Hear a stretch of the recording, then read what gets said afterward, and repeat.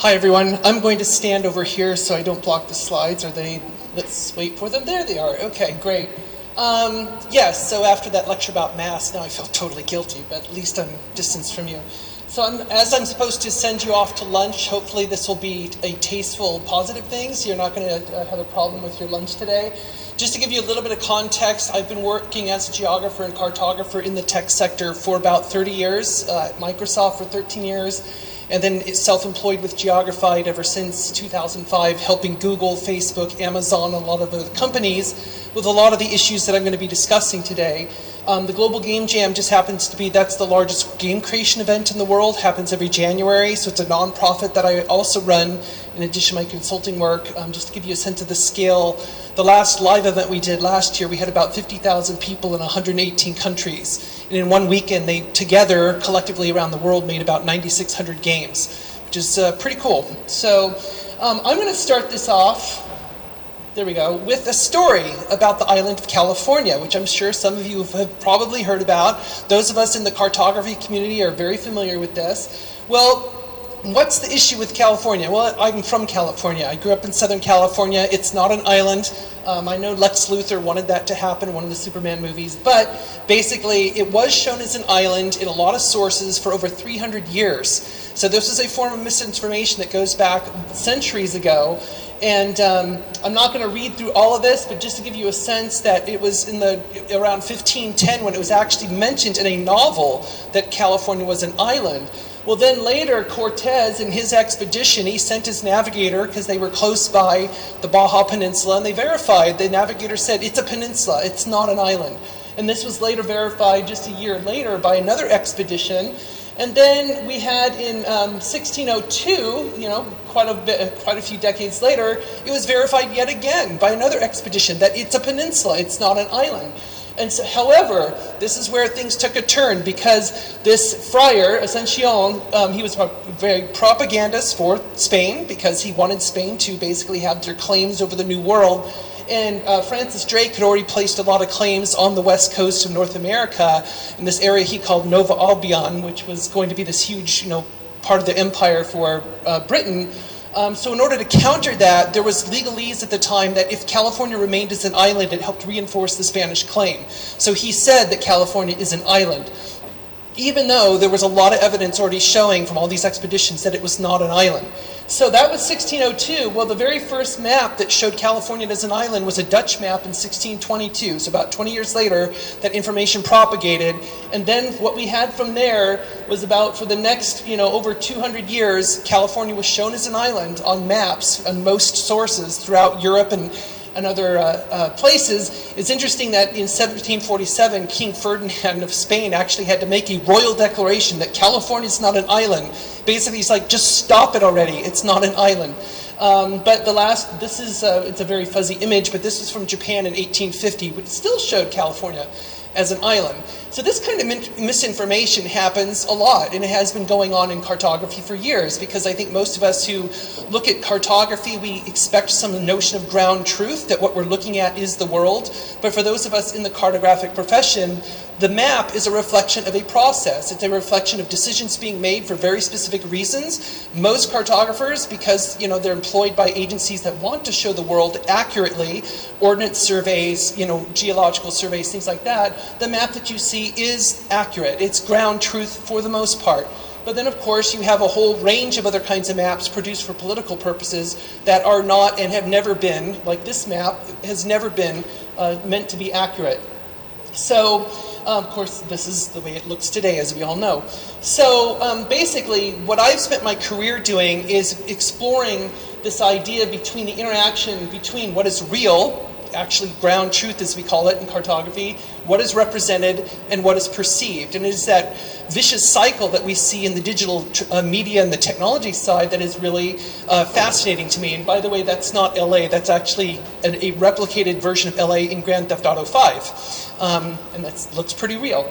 So So basically what I do in this work, what I call culturalization work, is take the content worlds with which people are interacting, because basically we view every experience that you have with content is a form of a world. The interaction with the iOS operating system, the interaction with a video game, the interaction with your Windows or whatever it might be, that is a world that has been specifically created for a purpose with a UX, user experience model behind it. And so what we're trying to do is see how are those user experiences and the content worlds that are being generated, how are these compatible with local worldviews and the cultural values and all the deep culture that lies on the receiving side of these technologies. So basically this is where the realm in which I work, and my job is to look at the zone where content assets in a product are either compatible or incompatible with the local culture and with also local regulation. So this is not a straightforward decision by any means. It's not a matter of like looking at something, like for right now, for example, I'm working on Age of Empires 4, just coming out soon, I think. But there's a lot of culture and history in that game. And so when I look at something, it's not matters like, yes, it's right or wrong. It's not that simple. There's a lot of things that go into it, like the high-level values of the company and or the developers who are making this content, because it often comes down for them, if they're getting pressure from a government or from the public via Twitter or something, it's like, are they willing to change their creative vision in order to accommodate this opinion that is coming from a specific place? And they have to understand, where do they decide to draw the line? Like, we will change it for any reason, or we won't change it because that's our creative vision. The context in which content is generated is very important, because we know that we all basically have a bias because we are from a specific culture, specific language, and we, through education, try and overcome that bias. Most of us do. But sometimes during the creative process, that bias will come through, and I see it every day when I see artists who are remarkably talented, and yet they're still using stereotypes, they're still using other elements in the content that I would consider to be pretty biased in certain ways. The business strategy for the verticals, so for larger companies, for example, Microsoft and Sony, they don't make just games. They make all kinds of other stuff too. So they have to decide how this decision impacts their other businesses. There's also the strategy for a specific locale, like China, for example. The strategy for a specific game, like World of Warcraft, because not all locales prefer all kinds of games. There's very strong preferences by culture and region. And also, of course, the changing geopolitical, cultural, and social factors, because we know, especially from the pandemic, but even before then, the world is a very dynamic place. And so one of the things I do during this process, I try and see what are the conditions of the market now as this content is about to release. Has there been a regime change? Is there something else going on that could impact the trust in this content? So, to give you a few examples, and I'm sorry the screen doesn't seem quite synced up, but you'll get the point. This is when I started working at Microsoft way back in ancient times, working on a card encyclopedia. I actually made this map. This is my work back before vector maps. In Kurdistan, you can see there on the map, this was put on the map because that's what editorials said to put on the map. And because of this is what got the Encarta banned in Turkey. They threw our general manager of the Turkish office of Microsoft into jail over this. They said, take this off the map or he's not coming out. So we took it off the map. We did not take it out of the encyclopedia. We just took the reference off the map.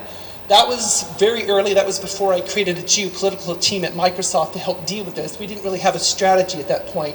Things like this too, where Windows 95 was banned in India simply because the time zone feature in which you select your time zone, it would highlight the time zone. They don't do this anymore. But because India is a half-hour time zone, it had the opportunity to highlight the territory of India.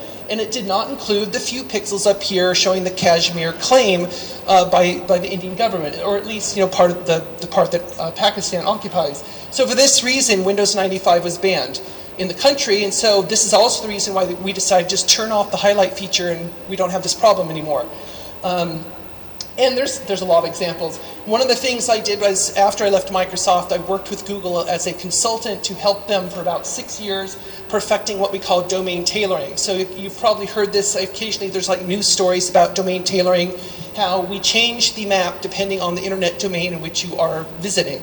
This is a very common practice today. It wasn't around about 15 years ago or so, but because it's a technology company, basically I pushed them in the direction to say, you need to figure out a way to deal with this, because this view of Kashmir is required by law in India. You cannot release content that shows a disputed Kashmirs like you see on the left. And of course in China it's the other way around. You've got all kinds of rules in China about content. Like here's the Chinese domain, shows Google Maps. You can see like the area over there, Aksai Chin, in northern Kashmir, Arunachal Pradesh, which is being shown as Chinese territory, but then you go over to the Indian domain, and yes, it does look different, because both those views are required by law. And there's a certain hubris that I encountered originally when I started working with Google, because they felt that this was not a geopolitical problem, it was a technical issue. Because they said, we're going to make one map that's going to work for the whole world. And I'm like, that's impossible. With this issue alone with Kashmir, you automatically have a minimum of 4 versions: China, India, Pakistan, and global. And they're like, well, don't worry about that. We'll figure this out. I'm like, well, what are you going to send teams of diplomats and make world peace? I mean, that would be great, but I don't think people will be receptive to that from Google. Anyway, eventually they understood that it is a problem that is not solvable by just technology. So, good old Silicon Valley hubris. And these kind of things happen all the time. We see these stories about maps, like Ethiopia accidentally showing Somalia as Ethiopian territory. All these kind of things happen all the time. Like here's one of those stories about how Apple changed the Crimea map to meet Russian demands. That's not a secret. Google did that 2 weeks after Russia rolled their tanks into Crimea, because they want to reflect ground truth in Google Maps. But they only did that for the Russian domain. If you go to the US domain, for example, you'll see a tiny little disputed boundary line between Crimea and the rest of Ukraine. And of course, we even see things like this in the retail space. Gap got in trouble recently because the t-shirts that they were selling were not showing Taiwan. They were not showing the Chinese claim on the South China Sea. So you had protesters showing up at Gap stores with a corrected t-shirt. That kind of pressure happens all the time, and we're seeing more and more of that pressure occur.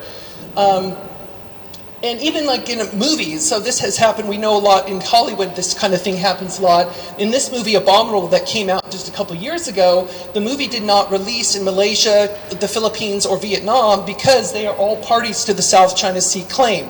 Now, this film was produced by DreamWorks, and all 3 countries suggested to DreamWorks, take this one shot out. This is like 1 second long. It's a very quick shot in the film where this girl walks past the map, and you see the Chinese claim on the map there. And they said, just take this one shot out, and we'll release the film. And they didn't. Then DreamWorks said, no, we're not going to do that. And I think part of the reason they didn't do it is because the film was co-produced with a Chinese animation studio. So they basically stuck to their ground and said, no, this is the map you're getting. If you don't like it, you don't get the film. So they didn't show it. And if you've seen this example has rolled around social media for a while now. This film has been delayed because of the pandemic, but this is the classic Top Gun film, one of those iconic US films. You can see the jacket that he's wearing there in the original film from the 80s that shows the Japanese flag and the Taiwan flag. Well, now, because that same jacket, this is supposed to be the same jacket, because they want this film to release in China, you can see what they've done to the back of the jacket. There is no Japanese flag, there's no Taiwan flag. And again, this kind of pressure we're seeing, and I'm going to pick on China a lot because they're an easy example to pick on, but there's a lot of countries starting to put this kind of pressure more directly. Like this is a pretty obvious example with the iOS system in China, in Hong Kong, Macau, versus outside where the Taiwan flag does not appear, in the Hong Kong or Macau model. Things we are starting to spill over into the video games as well, because it's the fastest growing form of entertainment and media in this world today. We're seeing a lot of these conflicts and issues go into the video game space. Like China banned this one football player from the game because he made tweets about the Uyghur people. They don't like that, so they basically had him excised completely from the game. So he's just not a player in the game anymore. Things like this, when there was a lot of the Hong Kong protests were going on, players from both Taiwan and Hong Kong were going into the online version of Grand Theft Auto 5, and they were basically fighting in the game against people from mainland China who were basically, countering their movement. And they even tried to mimic the yellow vest and the appearance of the protesters in Hong Kong during that time. And so these conflicts escalate, but in the virtual space. And this goes on and on. Even like this game, Genshin Impact, is pretty much the first major game from mainland China that has been successful outside of China. And even though this game has been released outside of China, it has found a big audience outside of China, they still censor the term Taiwan and Hong Kong from the chat, so you can't bring those issues up during the chat in the game. And I worked on this game, Ninja Gaiden, many years ago. You can see here, this was the original options screen, which I was trying to alarm the developers. This is a very charged political statement that they're saying the ROC is a country, and they're showing the flag of Taiwan. So we basically had to do a quick correction to this, which is, in this case, what we did, as you can see here, we took the flag out because I consider that redundant information. Plus, you can't release it in China with that flag. We use the term Taiwan because that's acceptable to both Taiwan and China. And then we just say country/region, which is a policy I implemented at Microsoft and Google and elsewhere, because now who decides if Taiwan's a country or a region? That's a decision that is left on the user's perception rather than you, as the content provider, asserting what it is. So it's a way for some companies to sort of skirt around the issue without getting directly impacted by that issue. And this game, Hearts of Iron, was banned in China, both of these versions, because Tibet and Taiwan was not being shown as Chinese territory, even though this game takes place during World War II, before the existence of the People's Republic of China. But as we know, China is very good at asserting its sovereignty before it even existed politically. That happens quite a bit. In this game, Age of Empires, this was the original Age of Empires, and we basically had to change history for the Korean government because historians tell us that what happened is the Japanese invaded the Chosun Empire and almost basically took over the entire empire. Well, the Korean Ministry of Information said that that never happened. And in order to release this game into Korea, we had to make a choice as a business decision at the time when Microsoft was trying to grow its games industry, its games business, and we also knew from market research that Korea was a huge gaming market, especially for what we call real-time strategy games, RTS, which is what this is. And so we actually ended up releasing a patch that showed Korea invading Japan instead. That was the only way we could get this game released into Korea. And of course, this created a lot of debate about ethics and truth on the team, as it should. And they were wondering, is this the course that we're going to take for everything? Well, I had to remind them years earlier when I worked on Encarta Encyclopedia, in the French and Italian versions, we had different heights for Mont Blanc, because at the time the governments did not agree on the exact height of the mountain. They were off by a few centimeters. So in these encyclopedias, which are supposed to be truthful, accurate information, we still had different facts in different cultural versions of the encyclopedia. So what we're really dealing with here, and this is what I deal with every day in my work, is this digital battle for Mindshare. And I see it all the time, the pushback we get from governments, the pushback we get from certain NGOs in different countries, obviously the pushback we get on social media and from the public. And so it's this fierce competition for who gets to control the narrative. That really comes down to that key issue. Who gets to control both the global narrative about a culture and then the local narrative as well. And so we've dealt with these changing, I'm just going to speed this up a little bit. There's different versions that we have gotten used to releasing. The default version, which is often seen as like, that's your pure creative vision with no changes whatsoever. You don't localize it into any language and you didn't do any culturalization either. But you don't really see that as much anymore, except like that's called pure art. Those are artists who just release their vision to the world. They don't really care who likes it or not. They're just releasing their vision. But most companies are down here at the globalized version today, where they do quite a bit of localization, a lot of language translation, and they do some degree of culturalization as well, because they understand that they need to change some things. But we're seeing more and more, in my experience, a lot of companies are leaning into the culturalized version because they realize that they really have to do more adaptation, because especially in an industry like games, the growth is happening all outside traditional markets. North America and Europe, they've had their day. They're still growing because it's the game industry, but the true growth, the real strong growth is happening East Asia, Southeast Asia, South Asia, Latin America, Middle East especially.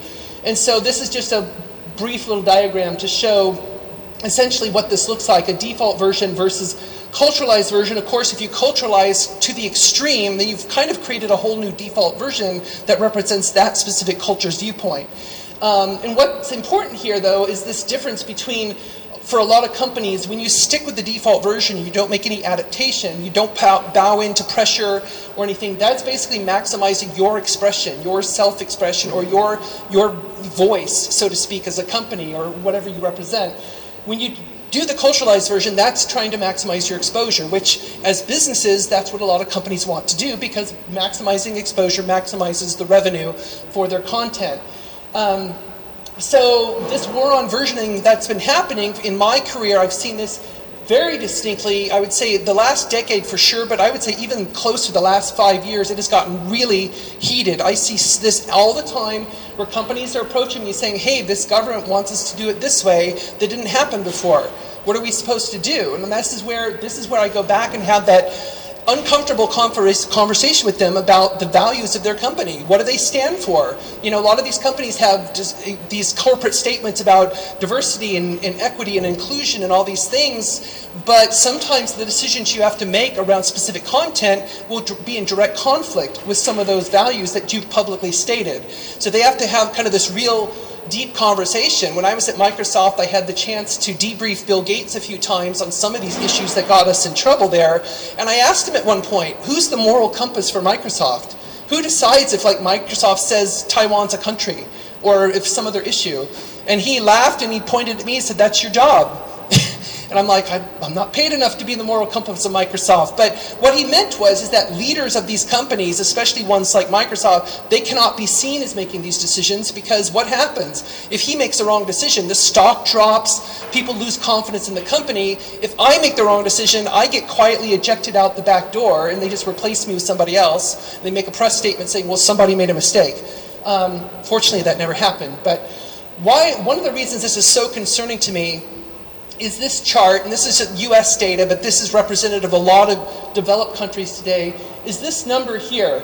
The fact that adults spend over 12 hours on screens. 12 hours on screens. So when I get people ask me, well, I don't understand why this is so important. This is just about video games and websites and stuff. I'm like, because that's where people are.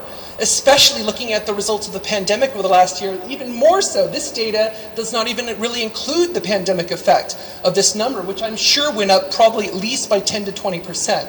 And so this, to me, is the alarming factor, in that you see that kind of influence happening in the content all the time. And a lot of the companies I work with, whether it's in tech or cartography or games, they are so unprepared for this. They just don't know what to do. And most companies just automatically knee-jerk and do whatever the government wants or whatever the public wants, because they don't want people angry at them. But in the same time, they don't realize that a lot of times they are directly countering their own values.